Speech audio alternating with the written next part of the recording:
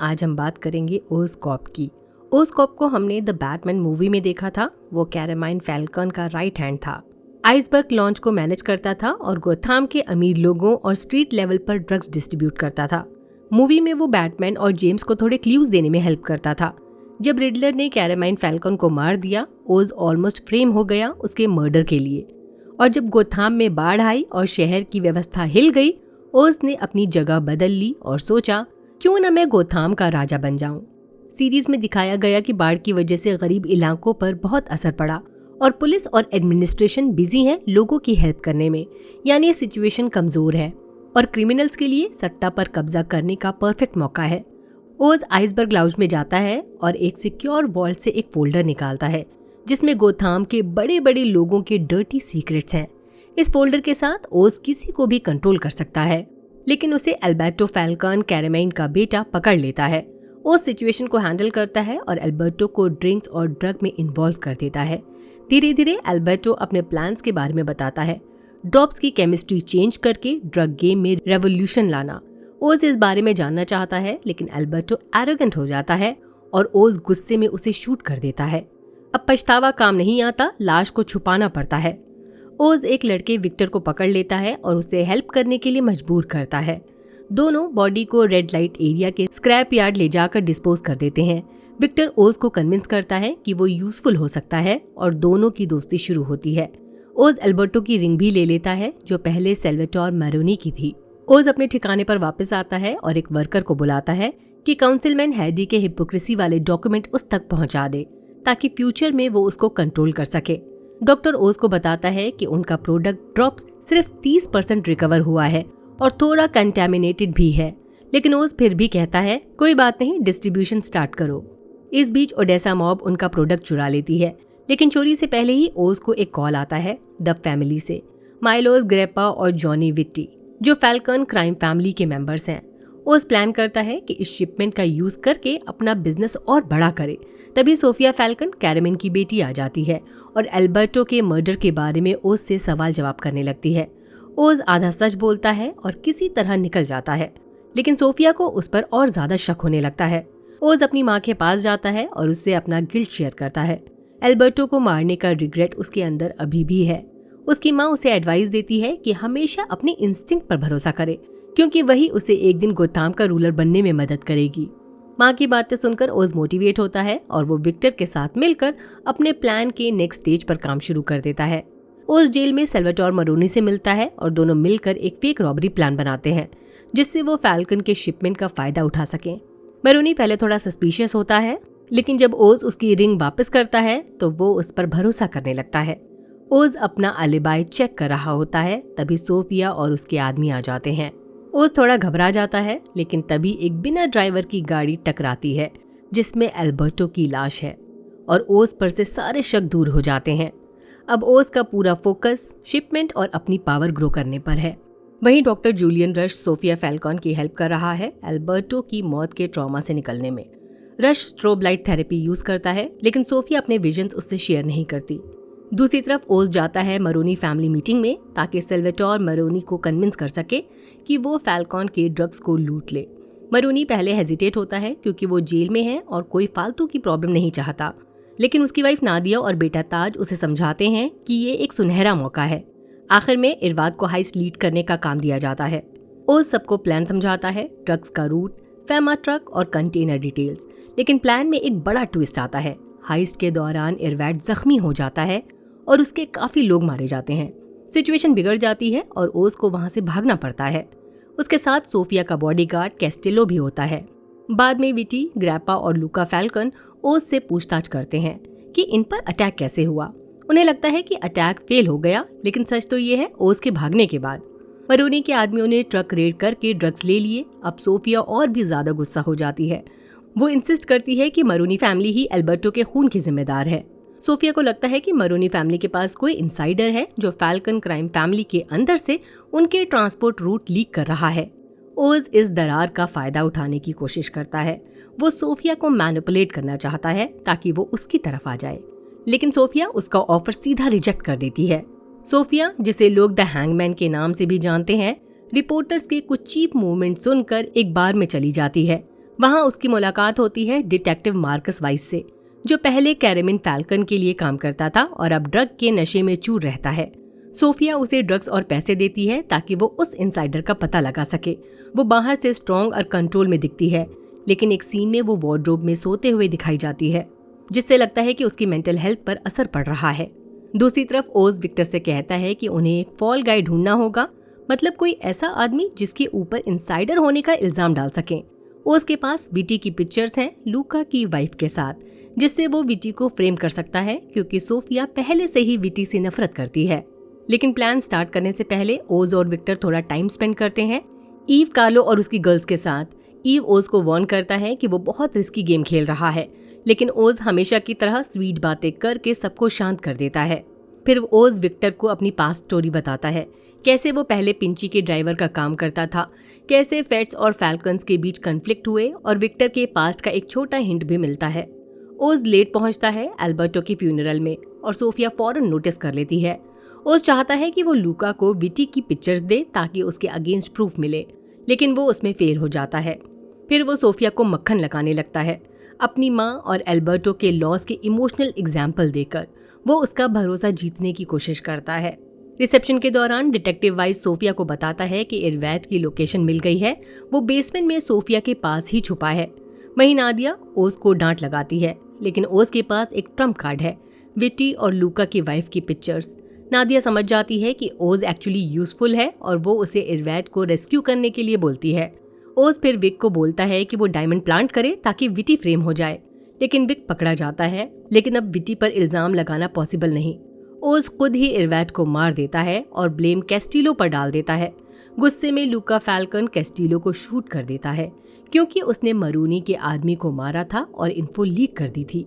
लूका Sophia को बोलता है कि वो गोथाम दे, अगर उसका ही बॉडीगार्ड इनसाइडर निकला तो इसका मतलब है सोफिया की जजमेंट पर भरोसा नहीं किया जा सकता। अब ओज और विक दोनों इरवैट और कैस्टिलो की डेड बॉडीज हैंडल करते हैं। ओज विक को डांटता है उसके फेल होने के लिए, लेकिन आयरनी ये है कि ये नाकामयाबी इनके लिए फायदेमंद साबित होती है, क्योंकि अब सोफिया फाइनली ओज के साथ कोलैबोरेट करने के लिए रेडी है ताकि वो अपना हक वापस ले सके। अब हमें विक्टर का फ्लैशबैक दिखाया जाता है। विक्टर की फैमिली गोथाम इसलिए शिफ्ट हुई थी ताकि उन्हें बेहतर जिंदगी और ज्यादा अपॉर्चुनिटीज मिल सके। उसके डैड एक मैकेनिक थे और अच्छा काम लेते थे। 5 नवंबर की रात विक्टर अपनी गर्लफ्रेंड के साथ छत पर ड्रिंक कर रहा था, तभी रिडलर ने पूरी सिटी में बॉम्ब एक्सप्लोड कर दिए। धमाके के बाद विक्टर के इलाके में बाढ़ आ गई और उसके पेरेंट्स मारे गए। यह हादसा विक्टर के लिए एक लाइफ चेंजिंग ट्रेजेडी बन गया, जो उसे आज तक हॉन्ट करता है। ग्रेसिया उस वक्त पहले से ही परेशान थी और बाद में विक्टर ने उसे ओज के घर बुलाया, जब ओज सोफिया के बिजनेस में बिजी था। दूसरी तरफ सोफिया हॉस्पिटल में एक रेयर ड्रग डिस्कवर करती है। ये ड्रग ब्लीडिंग टूथ फंगी नाम के एक अजीब फंगस से मिलता है। उसके केमिस्ट ट्रेब्लून ने इसे एग्जैक्ट करके बनाया। सोफिया का नया रेड क्रिस्टल ड्रग ब्लिस एक ऐसा ड्रग है जो लोगों को आर्टिफिशियली खुशी देता है, स्पेशली उन लोगों को जिन्होंने रिडलर की बाढ़ में सब कुछ खो दिया। सोफिया और Bloom perfect drug party create करते हैं, लेकिन डिस्ट्रीब्यूटर की जरूरत थी जो लूका के अगेंस्ट खड़ा हो जाए और सोफिया का ड्रग मार्केट में पुश करे। यहाँ ओज स्टेप इन करता है, जो हर गैंग और इंसान के साथ फ्रेंडली था, पर कोई भी उस पर पूरा भरोसा नहीं करता। ओज सोफिया को ट्राइड्स के नाइट क्लब ले जाता है। ये मीटिंग इनके लिए क्रूशियल है, क्योंकि ओज चाहता है कि डायलो फेंगजाओ, ट्राइड्स के लीडर, उनकी पार्टनरशिप अप्रूव करे। लेकिन प्रॉब्लम ये है कि ट्राइड्स उस पर भरोसा नहीं करते, क्योंकि उन्हें लगता है कि ओज सिर्फ फैल्कन के लिए काम करता है, वो खुद एक नोबडी है। ओज को समझ आता है कि अगर वो अभी कुछ नहीं करेगा डील खत्म हो जाएगी, और तभी वो इम्पल्सिवली ब्लफ करता है, यानी वो झूठ बोल देता है कि जॉनी विटी, जो एक्चुअल फैल्कन फैमिली का की मेंबर है, अब ट्राइड्स की तरफ आ गया है, ताकि मीटिंग सेफ लगे और ट्राइड्स उस पर भरोसा करे। ओज ने ये नाम इसलिए लिया क्योंकि उसके पास जॉनी और लूका की वाइफ की फोटोज थीं, जो उसने मरोनीस को दे दिया। मतलब ओज डबल क्रॉस कर रहा था, एक तरफ मरोनी और दूसरी तरफ सोफिया।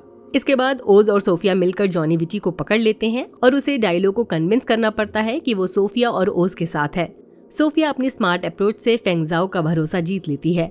फिर ब्लिस का एक सैंपल नाइट क्लब में ट्राई किया गया, जिसका रिस्पॉन्स बहुत अच्छा था, और ट्राइड्स का इंटरेस्ट ओज और सोफिया के प्लान में बढ़ गया। उधर ग्रेसिला ओज के घर आती है और विक्टर को बताती है कि वो कैलिफोर्निया जा रही है नई जिंदगी शुरू करने। विक्टर अनश्योर है क्या वो जाना चाहता है या नहीं। सच्चाई ये है कि विक्टर ओज के साथ पावर और पैसा एंजॉय कर रहा था, $100 पर वीक, और उसे लगता है कि यहाँ वो रिस्पेक्ट और चांस मिल रहा है। फाइनली ओज विक्टर को जाने देता है। वो कोई कैदी नहीं था। विक्टर कार में बैठता है, ग्रेसिया बस में है। गोथाम में ओज की रेपुटेशन है। लोग मानते हैं कि वो छोटी प्रॉब्लम से भी निकल जाता है, बिल्कुल एक पेंगुइन की तरह। वो बहुत चालाक है, लेकिन हमेशा अपने फायदे के लिए डबल क्रॉस करता है। सोफिया जानती है कि ओज कभी भी धोखा दे सकता है, इसलिए वो क्लियरली कहती है कि ओज सिर्फ ड्राइवर है और उसे ज्यादा उम्मीद नहीं रखनी चाहिए। उधर ओज को टेंशन है कि मैरोनीज को उसकी सीक्रेट ब्लिस डील के बारे में पता न चल जाए, वरना वो उसे मार देंगे। नादिया मरोनी ओज और सोफिया को कॉर्नर करने आती है। तभी विक्टर पहुंच जाता है। वो अपनी कार से नादिया को टक्कर मार देता है और ओज को बचा लेता है, लेकिन ओज सोफिया के लिए कुछ नहीं करता। उसका फोकस हमेशा अपना फायदा करना है। सोफिया को सिर पर चोट आती है। वो जूलियन रश को कॉल करती है, जो उसका एक लौता दोस्त बचा है। सोफिया को अपने पुराने दिन याद आते हैं जब वो अपने डैड की हेल्प करती थी पब्लिक इमेज बिल्ड करने में।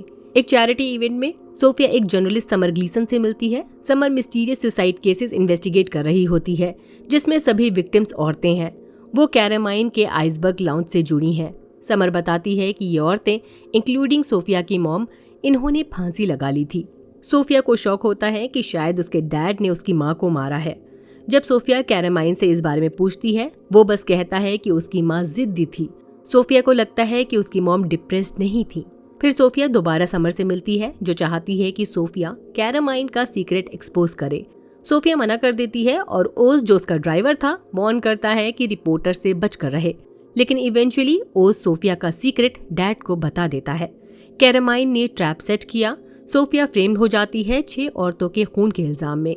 न्यूज़पेपर में नाम आता है द हैंगमैन का, यानी सोफिया का। कोर्ट और फैमिली सब उसके अगेंस्ट हो जाते हैं। सोफिया को हॉस्पिटल में ऑब्जर्वेशन के लिए रखा जाता है। डॉक्टर वेंट्रेस उसे टॉर्चर करता है और रिपोर्ट फाइल करता है कि सोफिया ट्रायल के लिए ठीक नहीं है। मतलब सोफिया की लाइफ नाइटमेयर बन जाती है। यहाँ सोफिया सरवाइव करना सीख लेती है। हर पल वो बदला लेने की सोचती है, अपने डैड और उन लोगों से जिनकी वजह से उसका ये हाल हुआ। कैरामाइन की मौत के बाद एल्बर्टो सोफिया की मदद करके उसे रिहा करवा देता है। सोफिया फाइनली बाहर आती है, तकरीबन 10 साल के बाद। लेकिन खुशी ज्यादा देर नहीं चलती। एल्बर्टो की मौत हो जाती है और ओज धोखा दे देता है। सोफिया का मकसद एल्बर्टो की आखिरी विश पूरी करना, यानी ब्लिस ड्रग मार्केट में लॉन्च करना। जूलियन रश सोफिया की हेल्प करता है और उसे अपने घर ले जाता है। वहाँ सोफिया बताती है कि ओज ने उसे धोखा दिया और अब उसके पास सिर्फ एक ऑप्शन है, इटली जाकर अपने अंकल लूका का प्लान ज्वाइन करना। जूलियन चाहता है कि सोफिया यहाँ से भाग जाए, लेकिन सोफिया भागना नहीं चाहती। वो अपनी लड़ाई खुद लड़ना चाहती है। इसलिए रात में सोफिया घर के एयर सिस्टम में जहरीली गैस रिलीज कर देती है। इसमें सब मारे जाते हैं, बट जॉनी को छोड़कर, क्योंकि उसकी खिड़की खुली हुई थी, यानी वो बच गया है। सोफिया जिया को नहीं मारती क्योंकि वो बच्ची है, पर जॉनी के लिए सोफिया के अलग प्लान्स हैं, फैमिली बिजनेस को चलाने के लिए। इसके बाद सोफिया फाइनली वो बन जाती है जो दुनिया सोचती थी, एक किलर और द हैंगमैन। अब उसका फोकस सिर्फ बदला और पावर पर है, अपनी फैमिली बिजनेस टेक ओवर करना और ओज को खत्म करना। अब हमें ओज को दिखाया जाता है। वो और उसके लोग ताज मरोनी को किडनैप करने का प्लान बनाते हैं ताकि ये ब्लिस मशरूम वापस ले सकें जो नादिया ने चुरा लिए थे। ताज को बड़ी ही आसानी से पकड़ लिया जाता है। ओज नादिया और सेल्वाडोर मरोनी के पास जाता है वार्निंग के लिए। मशरूम्स वापस नहीं दिए तो उनका बेटा मारा जाएगा। लेकिन ब्लैक गेट से निकलते वक्त ओज को सोफिया के कारनामों का पता चलता है और वो जम जाता है। ईव और ओज के लोग बुरी तरह परेशान हैं क्योंकि सोफिया अब पूरी तरह पागल हो गई है। वो सबको टारगेट कर रही है। ओज और ब्रूनो नादिया से मिलते हैं ताकि वो ताज को एक्सचेंज कर सकें। ताज जिंदा है और ठीक लग रहा है, बट उस पर एक लिक्विड डाला गया है। जैसे ही नादिया को लगता है कि ताज सेफ है, उसके लोग ओज और ब्रूनो पर गोली चला देते हैं। ओज और ब्रूनो भी पलटवार करते हैं, लेकिन इस फायरिंग के बीच ताज को आग लग जाती है। आग में ताज और नादिया दोनों मारे जाते हैं। ओज और ब्रूनो मशरूम लेकर वहां से भाग निकलते हैं, लेकिन सिर्फ 2 बैचेस बचते हैं। ओज फौरन ऑर्डर देता है कि बचे हुए मशरूम को सेफ और परफेक्ट कंडीशन में रखा जाए। कुछ देर बाद ओज को पता चलता है कि सेल्वाडोर जिंदा है। उसे एक शॉकिंग खबर मिलती है, उसकी वाइफ और बेटा दोनों मर चुके हैं। ये सुनकर ओज को समझ आता है कि अब सोफिया या सेल्वाडोर उसकी माँ को निशाना बना सकते हैं। इसलिए वो विक को कहता है कि फ्रांसिस को एक सेफ जगह ले जाकर प्रोटेक्ट करे। वहीं McKenzie GCPD chief Falcone state आता है सोफिया से बात करने। सोफिया ने अपनी फैमिली को मार डाला है और मैकेंजी कुछ नहीं कर सकता। सोफिया ने जॉनी विटी को पकड़ लिया है और पैसों के लिए टॉर्चर कर रही है। विटी बताता है कि इज़ाबेला कैसे कैरेमन की वाइफ बनी और कैसे वो सोफिया और एल्बर्टो के लिए कुछ नहीं कर पाया। विटी ऑफर करता है कि वो सोफिया का राइट हैंड बनेगा और लूका फैल्कन के लोगों को उसकी आर्मी में कन्वर्ट करेगा। सोफिया एग्री नहीं करती और विटी को शूट कर देती है क्योंकि अब वो उसके काम का नहीं। सोफिया कह देती है फैल्कन फैमिली का गेम ओवर, अब से सिटी पर हुकूमत जाइजेंटी फैमिली की होगी। वो कैरेमाइन का माल सब हेंचमैन को डिस्ट्रीब्यूट कर देती है वफादारी के बदले।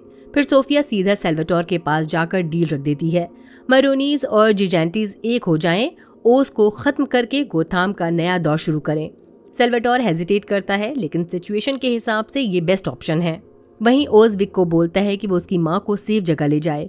विक थोड़ा हिचकिचाता है लेकिन उसे ओज पर पूरा भरोसा है। उसकी माँ शुरू में कंफ्यूज होती है लेकिन फिर ओज के प्लान सुनकर एक्साइटेड हो जाती है। विक ओज की माँ को कैलेमैन के अपार्टमेंट ले जाता है। यहाँ फिलहाल कोई नहीं रहता, क्राउन पॉइंट की सेफ लोकेशन। लेकिन मूव करते वक्त स्क्विड विक को देख लेता है, वही स्कीमर जो ओज की माँ की लोकेशन बताने के लिए बिक सकता है। फिर ओज मशरूम लेकर कैल्विन के अपार्टमेंट पहुंचता है। उसकी माँ पहले अपसेट होती है पर ओज उसे समझा लेता है। वहाँ एक क्वाइन जार में ट्रॉली टोकन देखकर ओज को आइडिया मिलता है, गोथाम का पुराना छोड़ा हुआ ट्रॉली नेटवर्क ब्लिस को ग्रो और सर्कुलेट करने के लिए परफेक्ट है। ओज इसी को अपना ठिकाना बनाता है, सोफिया और मरोनी से दूर। जब सोफिया सेल्वाटोर मरोनी से मिलती है और बताती है कि ओज सीक्रेटली सिटी में अपना नेटवर्क फैला रहा है, सोफिया चाहती थी कि छोटे मोटे गुंडे डर कर ओज का साथ छोड़ दें और वो कमजोर पड़ जाए, इसलिए वो सेल्वाटोर के साथ उसके पुराने घर में घुसी। लेकिन जब ओज की कोई कमजोरी नहीं मिली तो सेल्वाटोर का मूड एकदम खराब हो गया। इन्हें ओज की कोई कमजोरी नहीं मिली पर सोफिया को ईव की फोटो जरूर मिल गई। ओज अक्सर उससे मिलने जाया करता है। सोफिया चाहती है ईव उसे ओज का ठिकाना बता दे, वो उसे धमकाती है। ईव सोफिया से डरती नहीं लेकिन फिर भी वो सोफिया को ओज की लोकेशन बता देती है। हम देखते हैं ओज का अंडरग्राउंड ट्रॉली सिस्टम अब फुल्ली ऑपरेशनल है। ब्लिस ग्रो हो रहा है और विक और बाकी लोग उसे डिस्ट्रीब्यूट कर रहे हैं। पावर सप्लाई की कमी है जो ओज को मोटिवेट करती है। ओज डिसाइड करता है कि वो ब्लिस फ्री में एडिक्ट्स को देगा ताकि डिमांड बढ़े और गैंग्स को ओज के साथ काम करना पड़े। सोफिया स्ट्रीट लेवल गैंग्स पर अटैक कर देती है और ओज के साथ ही उसे ब्लेम करते हैं। ओज कंफ्यूज है, एक तरफ बिजनेस खराब हो रहा है और दूसरी तरफ उसकी माँ ठंड में सफर कर रही है। ओज विक को इलेक्ट्रिसिटी बोर्ड के काउंसिलमैन हैडी के पास ले जाता है और फोर्स करता है पावर रिस्टोर करने के लिए। पावर वापस आती है और ओज अपनी माँ के लिए गर्म पानी अरेंज करता है। एक इमोशनल सीन में फ्रांसिस ओज से कहती है कि अगर वो चाहे तो उसे मार दे क्योंकि उसका माइंड और बॉडी एक साथ काम नहीं करते। ओज रो पड़ता है और अपनी माँ को यकीन दिलाता है कि वो उसे एंटरटेन करेगा, लेकिन बदकिस्मती से इसका कोई इलाज नहीं। वो सारे big gang leader Odessa, Lowboys, Triad, Sullivans को एक जगह लाता है और बोलता है कि अगर सब एक हो जाएं तभी गोथाम को कंट्रोल कर सकते हैं। पहले गैंग्स हेजिटेट होते हैं, फिर ओज का प्लान देखकर एग्री कर लेते हैं। इलेक्ट्रिसिटी वापस आना और गैंग का यूनाइट होना ओज के लिए एक छोटी सी जीत होती है, पर ये जीत ज्यादा देर नहीं टिकती। विक को स्क्विड डिस्टर्ब करता है, जेलस है क्योंकि ओज के एसोसिएशन से विक का स्टेटस बढ़ गया। स्क्विड विक और फ्रांसिस को धमकाता है। विक पहले डील करने की कोशिश करता है लेकिन स्क्विड मना कर देता है और ओज से फेस टू फेस मीटिंग करना चाहता है। विक आखिर में डिसाइड करता है कि स्क्विड को शूट करना ही बेहतर होगा, फिर वो उसे मार देता है। ये डिसीजन उसे इमोशनली तोड़ देता है पर काम हो जाता है। फ्रांसिस अब सेफ है और लाइट भी आ चुकी है। फ्रांसिस खुशी में डांस कर रही है। विक चीयर करता है लेकिन ट्विस्ट, सोफिया जाइजेंटे अपार्टमेंट हॉलवे में क्रोबार लेकर खड़ी है। ओज का प्लान फेल होने वाला है, फ्रांसिस और विक टारगेट हैं। अब हमें पास्ट दिखाया जाता है 1980s का, जब छोटा ओज अपनी माँ फ्रांसिस और दोनों भाइयों के साथ रहता था। ओज थोड़ा जेलस फील करता था क्योंकि उसे अपनी माँ को अपने भाइयों के साथ शेयर करना पड़ता था, लेकिन फ्रांसिस सबको बराबर प्यार करती थी। फ्रांसिस गैंगस्टर की बुक मेंटेन करती थी और अपने एक बेटे को रिकॉर्ड डिलीवर करने के लिए भेजती थी। एक बार रास्ते में ओज और जैक को रेक्स मिला जो पहले एपिसोड में इंट्रोड्यूस हुआ था। रेक्स जैक को इज्जत देता है और $50 रिवॉर्ड भी, लेकिन उसने ओज को इग्नोर कर दिया। जैक और बेनी डिसाइड करते हैं कि ये पैसे अपनी माँ को देंगे, इनसे मजे नहीं करेंगे। दोनों भाई सीवर में खेलने लगते हैं। जैक और बेनी सीढ़ियों के थ्रू सीवर में छुप जाते हैं। ओज, जिसका एक पैर पोलियो से इफेक्टेड है, सीढ़ी नहीं चढ़ पाता। गुस्से में वो सीवर का दरवाजा बंद कर देता है और वापस घर आ जाता है। बारिश की वजह से टनल पूरा पानी से भर जाता है और जैक बेनी डूब जाते हैं। यही रीजन था कि ओज के भाई कैसे मरे। 2020s में सीन शिफ्ट होता है। ओज को विक से पता चलता है कि सोफिया ने उसकी माँ को बंदी बना लिया है। ओज विक को बोलता है कि अपने लोग इकट्ठा करे ताकि वो जंग के लिए तैयार हो। सेल्वाटोर और उसके लोग बिल्डिंग को घेर लेते हैं। ओज पकड़ा जाता है। हम देखते हैं फ्रांसिस सोफिया के मेंशन में है पर सेफ है। सोफिया फ्रांसिस को डराती है पर फ्रांसिस उसका मजाक उड़ा देती है। बोलती है कि सरनेम और मेंशन का डेकोर बदलने से दर्द कम नहीं होता। सोफिया फिर जैक और बेनी की मौत का जिक्र करती है। फ्रांसिस थोड़ी हिल जाती है। सोफिया को एक सेकंड के लिए अपनी माँ का दर्द दिखाई देता है। फिर फ्रांसिस फौरन उसे थप्पड़ मार देती है। हमदर्दी नहीं चाहिए। इसके बाद सोफिया जूलियन रश वाली टॉर्चर टाइप थेरेपी लगाती है। काम के लिए नहीं, सिर्फ अपना पागलपन दिखाने के लिए। इस दौरान सेल्वाटोर ओज के अड्डे पर अटैक करता है और कुछ बंदों को मार देता है। ओज पावर लाइंस के पास एक एम्प्लॉय को सिग्नल देता है। जैसे ही सेल्वाटोर भागता है, लाइट्स ऑफ हो जाती हैं। ओज और उसके लोग वापस अटैक करते हैं। ओज सेल्वाटोर को ट्रैम में बुलाता है और फाइट शुरू होती है। फाइट के बीच सेल्वाटोर को हार्ट अटैक आ जाता है। ओज थोड़ा फ्रस्ट्रेटेड होता है। फिर ओज उसे शूट करके मार देता है और उसकी रिंग ले लेता है। सोफिया को पता चलता है सेल्वाडोर मर चुका है। ओज ब्लिस बिजनेस सोफिया को दे देगा, बट उसे बदले में अपनी माँ सेफ चाहिए। सोफिया ओज के ठिकाने पर अपनी कार भेजती है एक्सप्लोजिव्स के साथ। ओज सीवर में छुप जाता है और बच जाता है, लेकिन उसके लोग ब्लास्ट में मारे जाते हैं। सोफिया फ्रांसिस को मॉन्ट्रे क्लब ले जाती है, उसी जगह जहां ओज और फ्रांसिस का पास्ट था। ओज मलबे से निकलता है। डिटेक्टिव मार्कस उसे सोफिया के पास ले जाता है ताकि माँ बेटे का मिलन हो सके। जब डॉक्टर जूलियन फ्रांसिस को हिप्नोटाइज करता है। अब हमें पास दिखाया जाता है जब ओज के भाइयों की मौत के बाद रेक्स फ्रांसिस के घर आता है देखने कि वो ठीक है या नहीं। फ्रांसिस रेक्स से कहती है कि ओज ने उसके बेटों को मार दिया और वो हमेशा उससे झूठ बोलता रहा। रेक्स 2 ऑप्शन देता है, या ओज को छोड़ दो या वो अपना गैंगस्टर पाथ फॉलो करे। ये रेक्स ओज को मार डाले। फ्रांसिस इनिशियली रेडी होती है ओज को मारने के लिए, पर जब रेक्स प्रॉमिस करता है कि फ्रांसिस को सिटी का पेंट हाउस और सब मिलेगा, वो अपना इरादा बदल देती है और ओज को बचा लेती है। प्रेजेंट में सीन शिफ्ट होता है। गैंग्स को लगता है कि ओज ब्लास्ट में मर गया। विक उन्हें डांटता है। सीन फिर से मॉन्ट्रे पर शिफ्ट होता है, जहां फ्रांसिस, सोफिया, डॉक्टर रश और ओज एक ही टेबल पर टेंशन से भरे बैठे हैं। सोफिया का सिर्फ एक एजेंडा है, ओज एक्सेप्ट करे कि जैक और बेनी को उसने मारा, लेकिन ओज सीधा सीधा मना कर देता है। ये देखकर सोफिया रश को ऑर्डर देती है कि फ्रांसिस की उंगलियां काट दे। फ्रांसिस पहले ही टूट चुकी है और फ्रस्ट्रेशन में अचानक ओज को स्टैब कर देती है। इस पूरे शॉक में फ्रांसिस को स्ट्रोक आ जाता है और वो वेजिटेटिव स्टेट में चली जाती है, बिल्कुल बेजान सी। ओज सिचुएशन को पलट देता है। वो फ्रांसिस को उठाता है, गोली चलाते हुए मॉन्ट्रे से भाग निकलता है और फौरन अपनी माँ को हॉस्पिटल ले जाता है। हॉस्पिटल में ओज विक को कॉल करता है। उसके पेट में बड़ा सा जख्म है, पर ओज झूठ बोलता है। कहता है सोफिया ने स्टैब किया। ये उसका नया पैटर्न बन चुका है, झूठ, मैनिपुलेशन, ब्लेम शिफ्ट। अब ओज का फोकस सीधा गोथाम के स्ट्रीट गैंग्स पर है। उसको पता है कि पावर का रास्ता स्ट्रीट से शुरू होता है।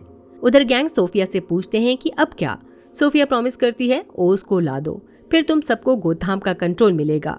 लिंक को कुछ गड़बड़ लगती है और वो चुपके से विक को कॉल कर देता है। ओज कोर्ट हाउस जाता है, काउंसिलमैन हेडी के पास। सोफिया के ब्लास्ट, मरोनी का नाम, ब्लिस बिजनेस, सब को ट्विस्ट करके एक ऐसी स्टोरी बनाता है जिससे हैडी उसके फेवर में आ जाए, और होता भी वही है। फिर ओज मेयर के सामने अपनी अच्छी इमेज शो करता है। इसी टाइम लिंक ओज को पकड़ने आ जाता है, लेकिन ओज यंग गैंगस्टर को कन्विंस कर लेता है अपने पुराने बॉसेस से निजात पाओ और मेरे अंडर नए लीडर्स बनो, और वो मान भी जाते हैं। आखिर में ओज सोफिया को पुलिस के हवाले कर देता है ताकि हैडी को क्रेडिट मिले और ओज का हाथ साफ रहे। हॉस्पिटल में फ्रांसिस बिल्कुल वेजिटेटिव स्टेट में पड़ी होती है। ओज उसके पास बैठकर बोलता है, मैं जीत गया, मैं तुम्हें सब कुछ दे सकता हूँ। पर फ्रांसिस सिर्फ एक आंसू गिरा देती है, जैसे उसकी बची कुची इंसानियत भी खत्म हो रही है। ये दिखाता है कि फ्रांसिस ने कभी ओज से पूरी तरह नफरत नहीं की, पर ओज सिर्फ अपने झूठों को रियलिटी बनाता रहा। फाइनली ओज विक को भी मार देता है, क्योंकि विक का प्यार, लॉयल्टी, ये सब ओज की कमजोरी बन रहे थे, और गोथाम में कमजोरी की कोई जगह नहीं। सीजन के आखिर में ओज अपने नए ठिकाने पर पहुंचता है। फ्रांसिस का नया घर रेडी है। ओज ईव के साथ डांस करता है। ईव फ्रांसिस के ड्रेस में होती है, यानी ओज अपनी माँ की तस्वीर को किसी और पर इम्पोज कर रहा है। ये क्लियर साइन है कि उसके अंदर की ऑब्सेशन और वैलिडेशन की भूख अब भी जिंदा है। फिर कैमरा धीरे धीरे मेंशन से बाहर जाता है और रात के आसमान में बैट सिग्नल चमकता है। मैसेज सिंपल है, गोथाम में ओस्कॉप का राज अब ज्यादा देर नहीं चलेगा और इसका आगे का इम्पैक्ट बैटमैन पार्ट 2 अक्टूबर 2026 में देखने को मिलेगा। इसी के साथ ये सीजन यहीं खत्म होता है। बाय, अपना ख्याल रखिए।